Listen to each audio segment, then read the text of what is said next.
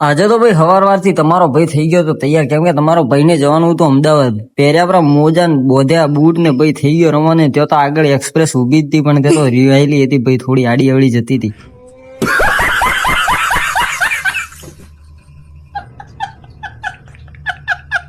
અને ત્યાંથી ભાઈ હું તો ભાઈ ગયો રિક્ષામાં ભાઈ નાઈ ગયો ભાઈ ધાનેરા ભાઈ થોડું કામ હતું એ બધું પતાવીને ભાઈ ત્યાંથી નીકળી ગયો. તે આવી ગયો બજારમાં જવા માટે. બજારમાં જવા માટે જતો તો એટલામાં એક રિક્ષાવાળો ભાઈ મળી ગયો. એ કે હું તમને ફોલો કરું. તે ભાઈ મેં કીધું તમે ફોલો કરો તો હેડો મને બસ સ્ટેન્ડ સુધી મૂકી દો. તો ભાઈનો થોડો આપણે ફોલોવર્સનો લાભ ઉઠાવે તે ભાઈ થોડો મને મૂકવા આવી ગયો ભાઈ બસ સ્ટેન્ડે આવીને થોડી વાર બેઠો, કલાક 2 કલાક એટલામાં તો ભાઈ આપણી બસ આવી ગઈ ને બસ તો જુઓ તમે, ઓહો હો.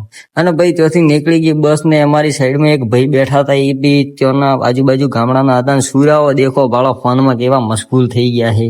અરે બાપડા આતરો ફોન કેમ બાળો લીધી બસની ટિકિટ મળી બાજુ વાળી સીટ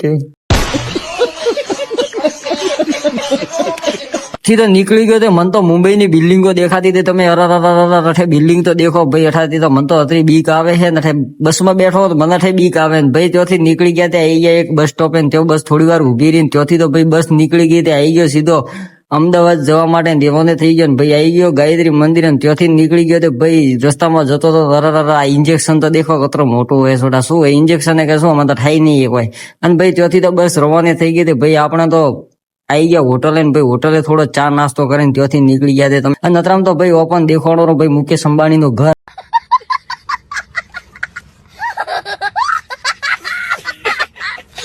વાતો કરતો મસ્તી મજાક ભાઈ મિત્રો થોડા મળ્યા હતા, એમની સાથે વાત કરતો ભાઈ હું તો આવી ગયો અમદાવાદ. ના તમે જે ટ્રાફિક જુઓ છો ને ભાઈ, એ ક્રિકેટ સ્ટેડિયમની બહારની સાઈડ છે ભાઈ. આ બધી પબ્લિક મેચ જોવા માટે આવેલી છે. અને ત્યાંથી નીકળી ગયો તો ભાઈ તમે આ ફેક્ટરી જુઓ કેટલી મોટી છે. આ તમે જે પુલ દેખાય છે ને એ પુલ ભાઈ બુલેટ ટ્રેન માટે બનાવવામાં આવે છે. એનું કામકાજ ચાલુ છે. એટલે હવે અમદાવાદ સિટીની અંદર બુલેટ ટ્રેન તો ચાલુ થઈ જ જવાની છે. અને ભાઈ આ તો આઈપીએલ ચાલુ થઈ ગઈ છે. મતલબ वो अलग ही लेवल का बंदा था. અને ભાઈ ત્યાંથી તો નીકળી ગયો તો ભાઈ થોડી આગળ જતો મને તો રિવરફ્રન્ટ દેખાણું. તમે જુઓ રિવરફ્રન્ટ નો નજારો ભાઈ. એ તો જે મજા આવે ને એ તો આખી અલગ છે ને. અહીંયા તો નાઇટમાં ફરવાનો મજો આવે ને ભાઈ. ત્યાંથી હું આવી ગયો સીધો ગીતા મંદિરે આવ્યો. એક સૂરો મને લેવા સારું. અમે તો 2 જણા બેસી ગયા રિક્ષામાં બેન આવ્યો હું તો પ્રહલાદનગર. અને પ્રહલાદનગરમાં આવતા જ ભાઈ હું તો આવી ગયો સીધો કિંગ ઓફ વડાપાવમાં. મિત્રો એ તમને અમદાવાદની અંદર સ્પેશિયલ વડાપાવ બનાવી આપવામાં આવશે. અહીંનો વડાપાવનો સ્વાદ તો એક નંબર છે ને. ભાઈની જે કારીગરી છે ને, ભાઈનું જે એક્સપિરિયન્સ છે ને વડાપાવ બનાવવાનું એક તો જબ્બર છે ને. અને ભાઈ આપણા કિંગ ઓફ વડાપાવમાં કાલે ભાઈ એક ઓફર રાખવામાં આવી છે. અને એ ઓફરનો લાભ ઉઠાવવા માટે તમે જલ્દીથી આવો ને ભાઈ. તમે અહીંયા જોઈ શકો છો વડાપાવ કેવી મસ્ત શાનદાર રીતે સજાવે છે ભાઈ. ચીઝ તો એના ઉપર નાખે છે ને ભાઈ ભરે ને. અહીંની ચટણી તો ભાઈ ખૂબ જ ફેમસ છે. અને ભાઈ થોડા લોકો બી જમવા આવ્યા હતા ને ભાઈ મેં બી થોડું ટ્રાય કર્યું. લાવ ને કીધું મોઈ થોડો સમસો ભમાવો કરો. કીધું થોડો શોપ કરો બ્રો. તે વિડીયામ થોડો મોઈ આવો રહો તો હેર તો ફાદો કરો.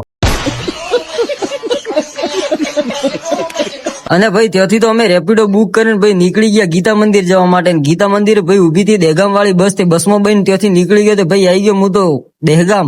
અને દહેગામ આવીને ભાઈ કર્યો મોમાન ફોન. તે મોમો આયા લેવાનું પછી આવી ગયો રખડે ભટકે મોમાન ઘરે. પછી મને તો એક ગીત યાદ આવ્યું, અમદાવાદમાં એકલો ફરું અમદાવાદમાં એકલો ફરું અમદાવાદમાં ટોટું ટેણ્યા.